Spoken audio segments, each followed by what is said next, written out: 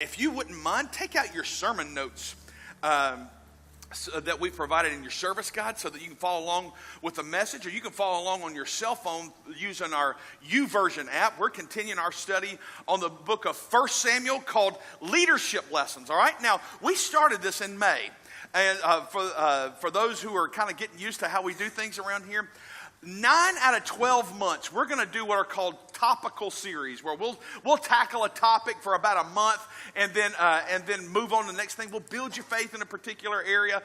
But from May, June, and July, what we always like to do is we like to tackle a book of the Bible. And so this year we've been in 1 Samuel. We're calling the series Leadership Lessons, all right? Now, this month we've been focusing on David because when David's introduced to us in 1 Samuel, he's just a young shepherd boy who gets anointed to be the next king of Israel. And little did he know, as he was being anointed for spiritual warfare. He was being anointed for betrayal and abuse from his mentor, so much so that he has to run away to keep the man who he loved and served, to keep him from killing him. All right? So we see in David in chapter 22 today, he is a fugitive, and he's the most wanted man in Israel, and he has done nothing wrong. Look at verse 1, says this. David left Gath and escaped to the cave of Adullam. When his brothers and his father's household heard about it, they went down to him there. Now, two things we got to understand are really important on this, all right? The first thing that you're going to want to remember, because we're going to talk about this at the end of the message too, is write this down. Adullam in the Hebrew means refuge, okay? So we see that there's a meaning for this, but there's also a backside of this that said when David's family heard about that he was there, they went down there to him. This wasn't because they wanted to go love on David. You know why? They went down there because they knew that they were next. That if Saul couldn't kill David, that he would just kill them, because Saul's killing everybody that got anything to do with David. So they went down there, and David makes this deal with the king of Moab. His great-grandmother was a lady by the name of Ruth. She came from this area, and he said, hey, look, while I'm on the run, I need you to take care of my parents, because they're elderly. I'm constantly on the move. I can't slow down. These caves, they are cold and damp, and these people would die soon. So he takes them over there to Moab, and the king begins to take care of them. At this point in his life, look at me. David is emotionally fried. He is running like a scared rabbit. He's forced to live in a cave, and now he has less than he had when he was a shepherd boy when God called him. He has no idea where his next meal's coming from. And most archaeologists say that the cave of Adullam is very close to the place where David killed Goliath in Judah. All right? Which leads us to believe that many nights David couldn't help but consider how he could go from such a huge victory to living like some sort of wild animal. David, brothers and sisters, looked out from that cave on many a night and said, if only I hadn't killed that stupid, stinking giant. Some of us know, if you've ever led on a big scale, you know exactly what they're talking about. Whenever you begin to get a vision of what your life can be, and you feel like you're anointed to do something, and then you get right in the middle of it, and you're like, what in the world have I done? Can I let you know, there have been many, many, many nights that I have been up at this property at 3 o'clock in the morning, whenever that park was being built, and I was crying alligator tears and saying, why did we build this stinking park? I had people that had expressed their love for us up to that point, and then all of a sudden when we began to build, I had people leaving. I had people criticizing us. When we decided to plant the Bay Minette campus, there were people who say, this is a waste of money. Who wants to go into Bay Minette and spend any money? People that we helped hold their marriage together, people that we led to Jesus, abandoned us. If you've ever been an entrepreneur for a season in your life, you know what that's like, where you risk it all and just believe, man, I've heard from God on what I'm supposed to be able to do. And then there comes a point where you're like, what in the world have I done? And then later on, God proves himself strong, and then you're willing to do it all over again. Can I let you know, maybe some of you today would liken yourself to David, because you'd say, Chad, I'm in a little bit of a cave right now. Maybe you are at a place where you're a social butterfly. And you can recall a time when you had all these great friendships, but somehow the friendship went sideways and people took sides, and now you don't feel like you got a friend in this world. Or many of us could remember, you know what, I remember people looking at our marriage or our dating relationship and people saying, oh, wow, what a great example they are. Aren't they so cute together? And then the breakup happened. The divorce happened, and you don't get to see your kids as much as you want to anymore. And today you're wondering, man, will this pain ever go away?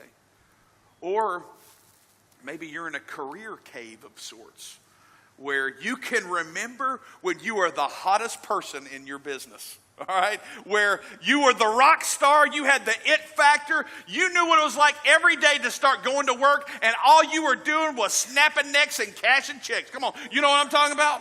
Where we're like, man, everybody knows this person, they got the it factor, everything they touch turns to gold, and then the economy took a hit. The company folded, and now you're working at an entry-level job at a new company at the same position that you had 15 years ago, the same pay, and what you're noticing about that new job, nobody cares about what you know. They don't care about what you've accomplished. The one thought that keeps coming through your mind may be, I've paid my dues, and now I've started all over again. I'm a scribe again. How does it get here? Brothers and sisters, at this point in David's life, he is experiencing all three of these things at one time. But there's this thing about living in caves. Some of the greatest lessons in leadership that he will ever learn about life are in the cave, because you can't learn these lessons in the palace. So many times we think, you know what, when I get out of this cave, I'm going to show that I got the heart of David. But here's the thing, that's not so. The caves are where God develops our heart to be the kind of people that God can use. God shows us who we are in the sheep pen, but God shows us how to be a king in the cave. You see, when God eventually promotes us, it's no longer practice time, it's game time. And there has to be instilled in each of us values deep inside of us that long before we ever get to our destiny.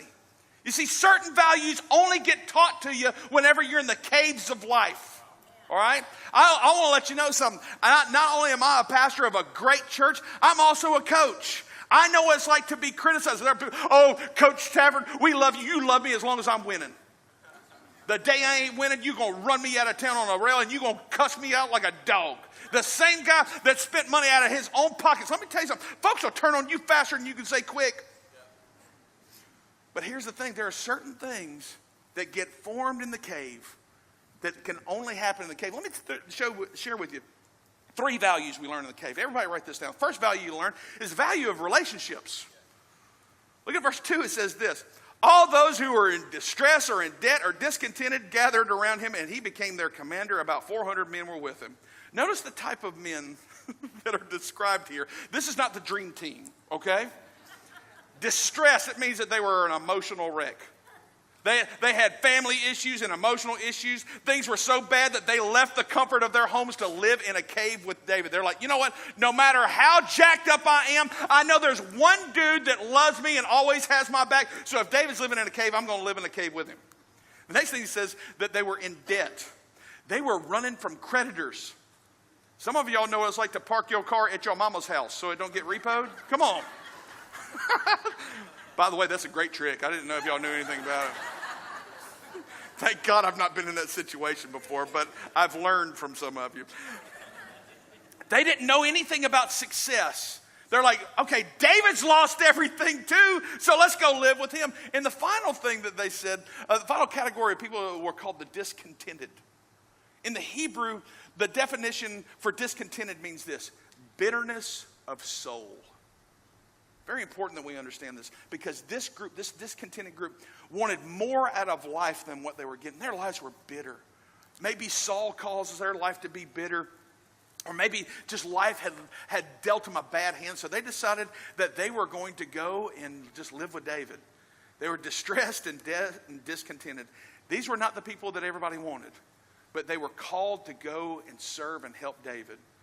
They were, what the Bible doesn't show is that all of these guys lived in a cave together for 10 years.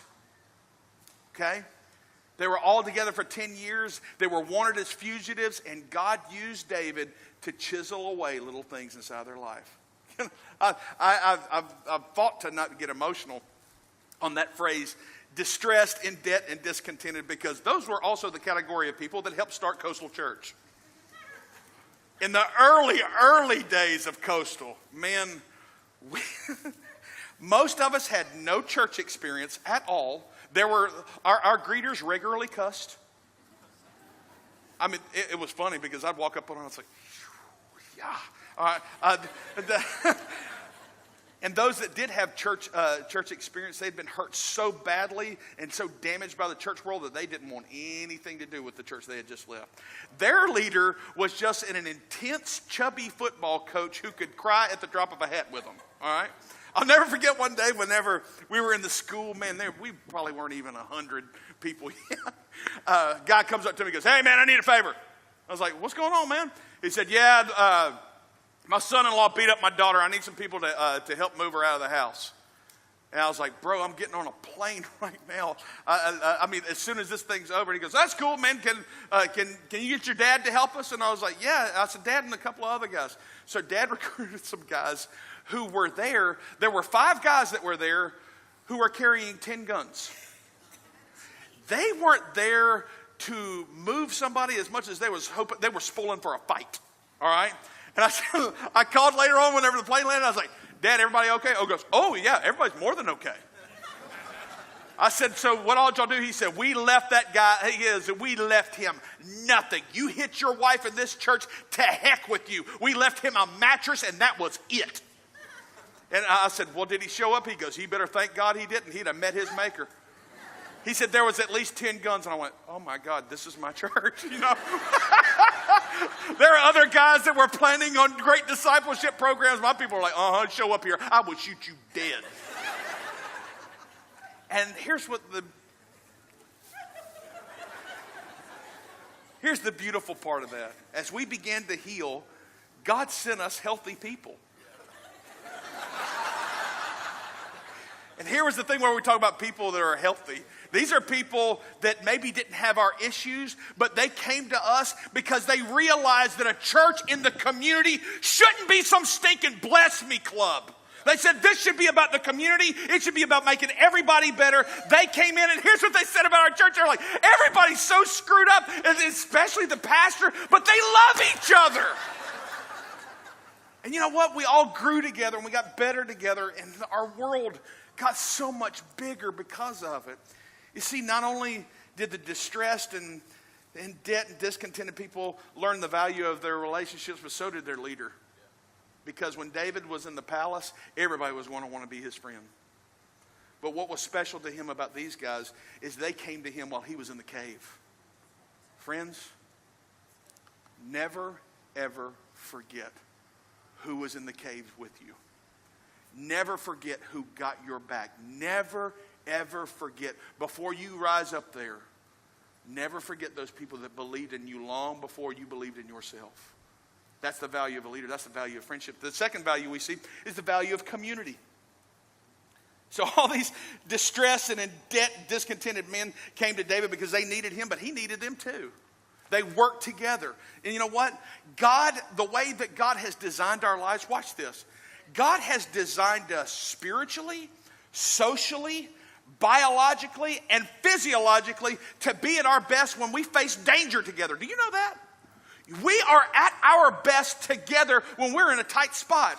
When we feel like we belong to a group and trust the people with whom we live, we naturally cooperate to face outside challenges and threats. When we feel threatened, we always protect our own. Can I let you know something? It's the beauty of a church that everybody don't got to agree on everything.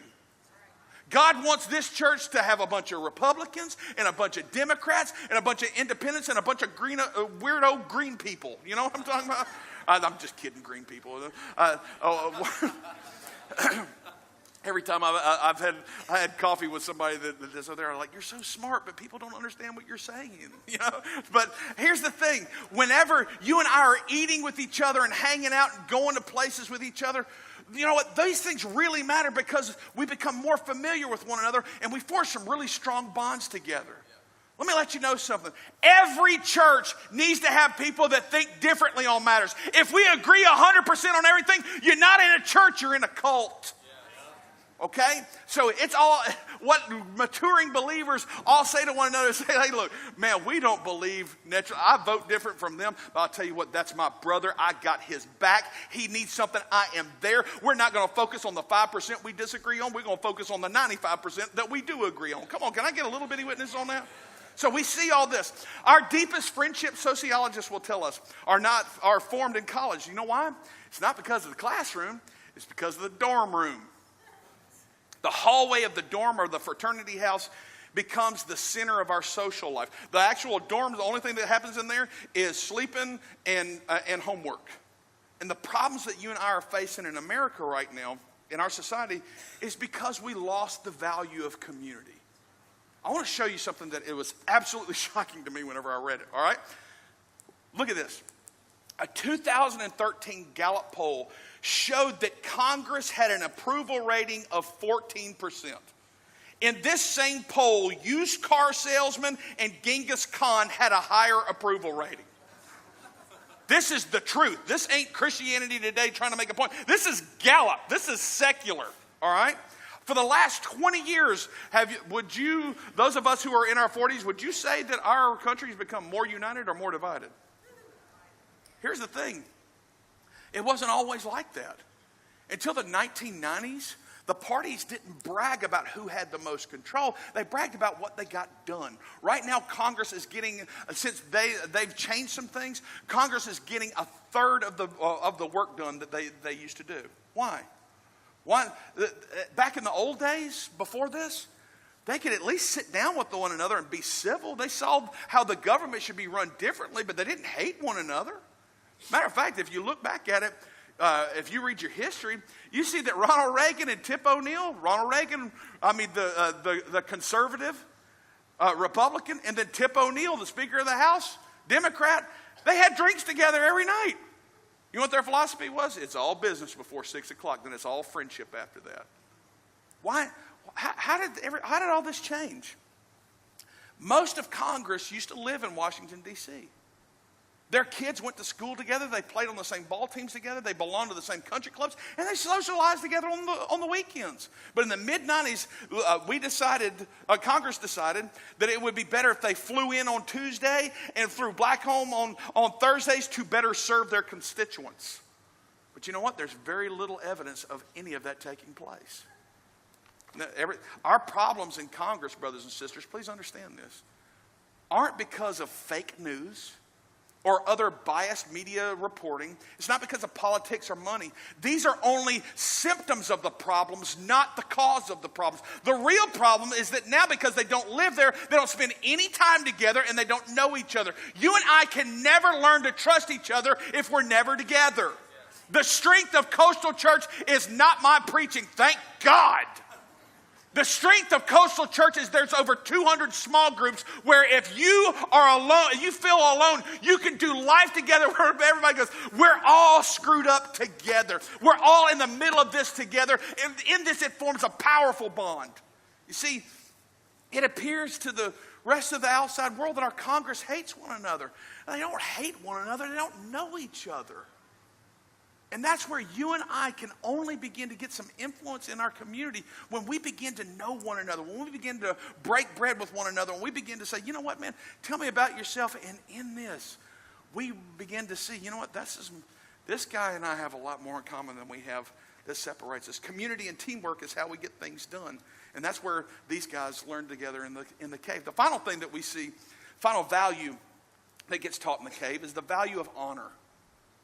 Because a cave, real close quarters, all right? Respect for one another and their stuff and their space was all going to have to be in place or they were all going to die, all right? The cave taught them how to control the volume of their voices, work together so the Saul and his armies couldn't hear them or get them. There had to be structure and authority in that place just to survive. You see, in the cave, everybody learned 3 different ways to honor.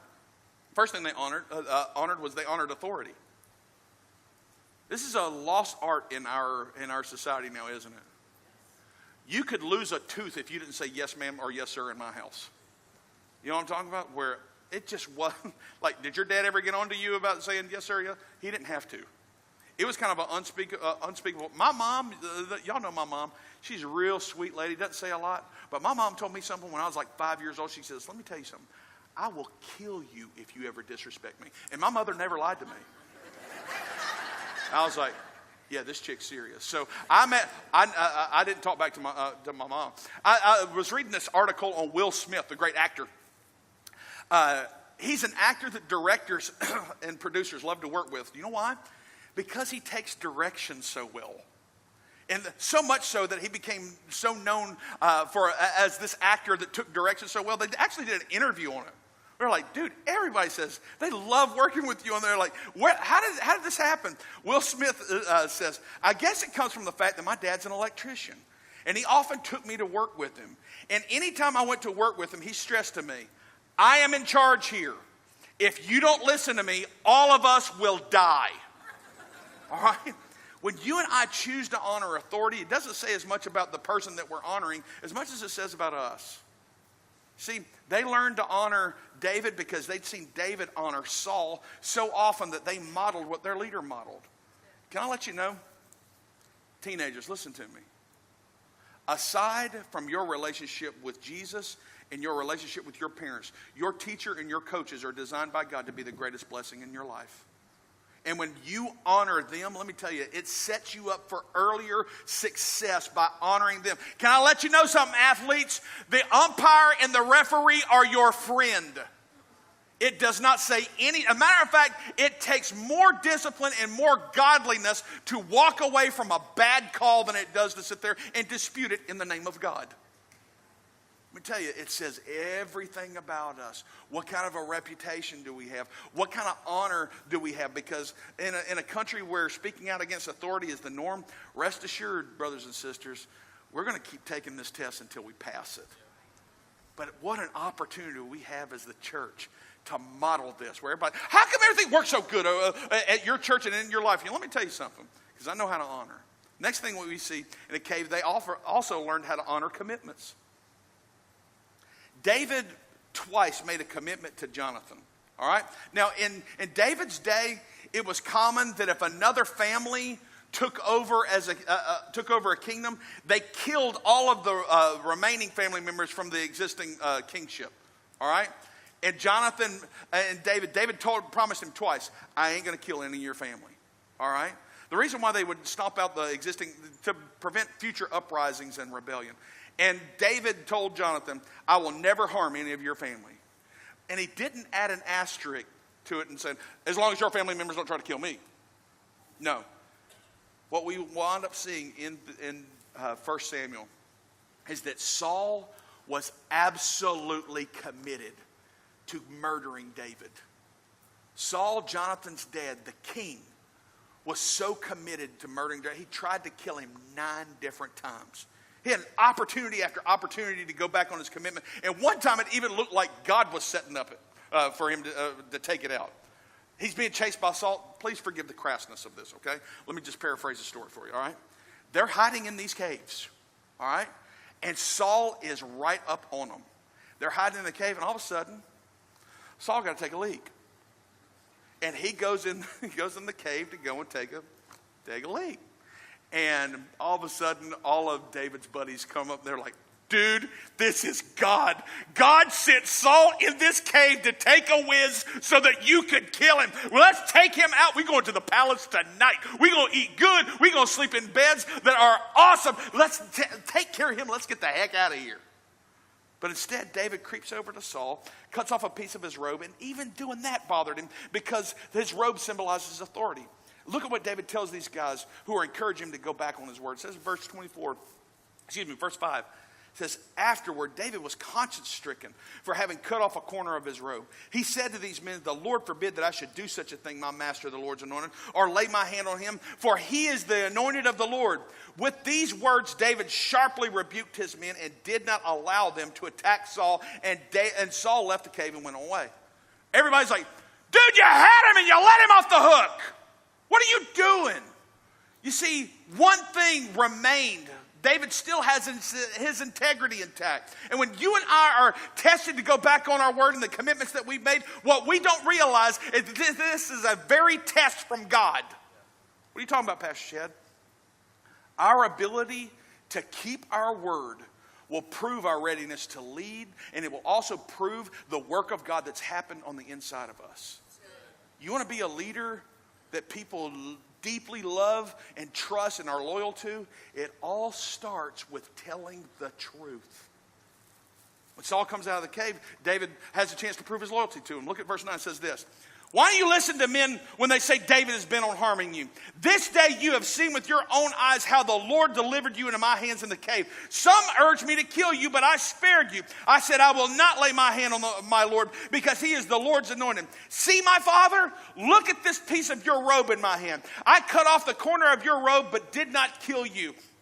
See that there is nothing in my hand to indicate that I am guilty of wrongdoing or rebellion. I have not wronged you, but you're hunting me down to take my life. May the Lord judge between you and me, and may the Lord avenge the wrongs that you have done to me, but my hand will not touch you. Now watch this. When Saul hears this, he starts crying. He's just a nutball. Oh, I'm so sorry. You're such a better man than me. I'm just so sorry. I'll leave you alone. And after he does this, the Bible says something that David does something else. It says in verse 22, so David gave his oath to Saul. Then Saul returned home, but David and his men went up to the stronghold. David not only kept his word, but he reaffirmed his commitment to continue to keep his word further to Saul in the future. I'm not expecting you to do right, but you better always expect me to do right. I know that you have told me time and time again, I'm going to leave you alone, but I will reaffirm my commitment to you. Under oath, I'm not going to hurt you. You see, that's called integrity.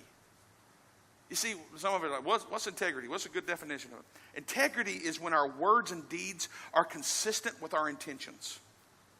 You know what? I meant to do this, and you can tell I meant to do this. Can I let you know something?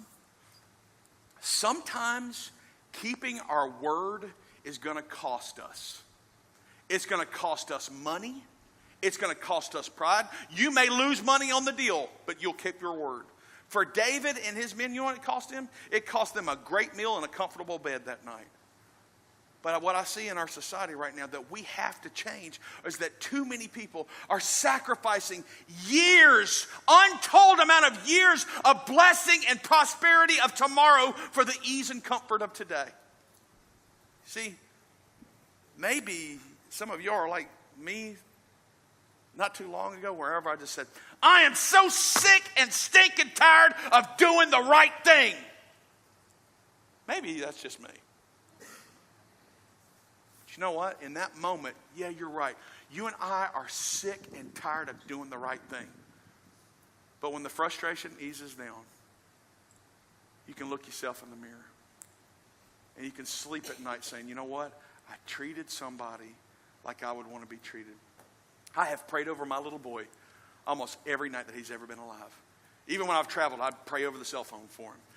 And I always lay my hands on his head. You know, when there was a little boy, Evan would come up to me in his jumpers, his belly be hanging over his jumpers, like, Dad, prayer time.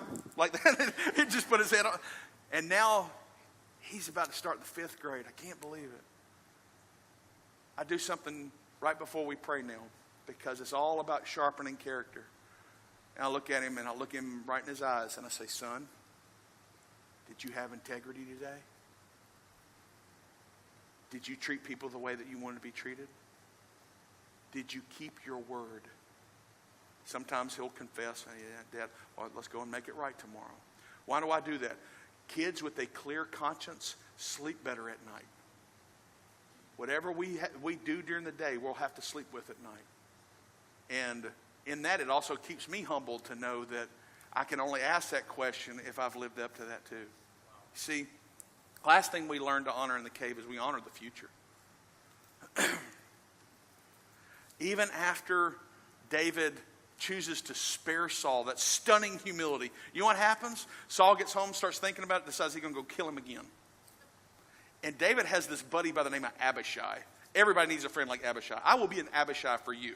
You know, when you don't want to fight, I will fight for you. All right? Abishai goes up to him, and one night they see Saul and all of his men. The Bible says that Saul and all of his men were sleeping, and Abishai looked at him and goes, hey, boss, I know you made a deal that you weren't going to kill Saul. I made no such deal. Let me go down there. I will kill. I won't even have to. He goes, let me get that spear. I will not have to do it twice. I will kill him quick. And you see, Abishai tries to make it easy for David, but David knew this was another test. And look at how he responds. Verse 9 says this. But David said to Abishai, don't destroy him. Who can lay a hand on the Lord's anointed and be guiltless? As surely as the Lord lives, the Lord himself will strike him, or his time will come and he will die, and he will go into battle and perish. But the Lord forbid that I should lay a hand on the Lord's anointed. Now get the spear and the water jug that are near his head, and let's go. Watch this. David knew something about God that many of us need to know too whenever it comes to people that are persecuting us. David knew that God could take out Saul anytime that he wanted to. But David didn't just want the promotion. He didn't just want the throne. He wanted the blessing of God on his life, on how he got the throne. But David wasn't just fighting for his future. He's fighting for Abishai's future, okay? This is big. Listen to me. He's telling Abishai, you don't get it. Whoever kills this guy is going to die, and I won't let you be that guy. I love you too much for that. It's better to live in a cave for the rest of your life than be that guy. David has more of a vision for Abishai's life than Abishai has for his own. And can I tell you something, leaders? That's the responsibility of being a leader, because there's a lot of times you're going to have more vision for your employees and for the people that you lead than they have for their own life. We have to honor the future by fighting for it, where you're like, I will not allow you to sow that into your life. I won't let you destroy yourself on my watch. He said, he takes the jug and the spear. And David gets a good distance off, because he's like, this dude, he ain't got no integrity at all. Saul is going to lie to you. He'll lie to God's face. He goes up there on the top of a cliff and he goes, hey, Saul! He wakes up and everything. He goes, could have killed you again. Here's your spear. Here's your jug. Why do you keep doing this to me? He says this, here's the king's spear. Let one of your young men come over and get it. The Lord rewards everyone for their righteousness and faithfulness. The Lord delivered you into my hands today, but I will not lay a hand on the Lord's anointed. As surely as I valued your life today, so may the Lord value my life and deliver me from trouble. You see, nothing immediate happens for David on this. What does David have to look forward to? Sleeping in a damp, wet cave. The result of doing right again. Looking for his next meal, eating bugs, living in a cave. But what was produced in David and what was produced in these men, David honored and protected and fought for their future. And at the end of their lives, guess what? What was written about those guys that lived in the cave with him? It says this, 1 Chronicles 12:8. Some Gadites defected to David at his stronghold in the wilderness, and they were brave warriors, ready for battle and able to handle the shield and the spear.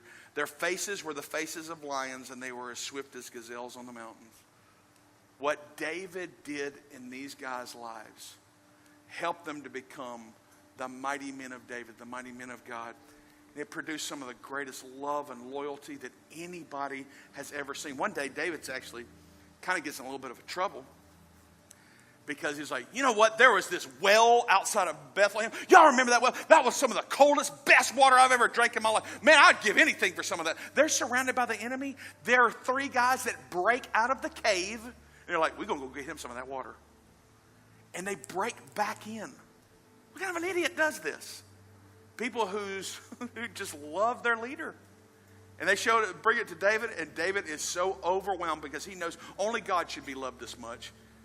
The Bible says he poured that water out and he said, I can't do it. You guys risk your life for this. David knew that if he drank that water, them dudes would do something stupid like that in the future, and their safety wasn't guaranteed. That's what I love about great leaders. They don't take the people that they leave for granted or treat lightly the sacrifices that they make. Maybe today you're in a cave. you're in an emotional cave, a career cave. The caves of life are what helps us to learn these values that we may not understand. I told you how the word Adullam means refuge. Here's what you got to understand here, and then we're gone. The cave was not David's refuge. Okay? And the cave that you're in is not your refuge. Okay? Where you're at right now is not where you're going to stay. Let me tell you where you're going to go. You're going to go to the palace. You're going to be in your destiny. But the caves of life, you're going to look back at those caves and you're going to see that, you know what? The caves of life were not my refuge. The caves of life are where God became my refuge. Where he became my all in all. Where I learned, you know what? You can't trust people. You got to trust God. You got to love people unconditionally. If they mess you over, they mess you over. It's where I learned that, God will never mess me over. God always gave me double for my trouble. When you and I understand this, that cave, that emotional place where God became our everything and shaped us for our destiny that he had for us, it guarantees that our future generation will be blessed. And it also guarantees that the Gulf Coast will be saved. Would you stand? Let's pray. Father, thank you so much for the wonderful opportunity I've had to share your word. May this message find lodging in the hearts and lives of every person. Lord, help us to put it into practice. Help us to trust you like never before. And we thank you, and where you lead us and guide us, we're going to follow because of your goodness and your grace. In Jesus' name. With every head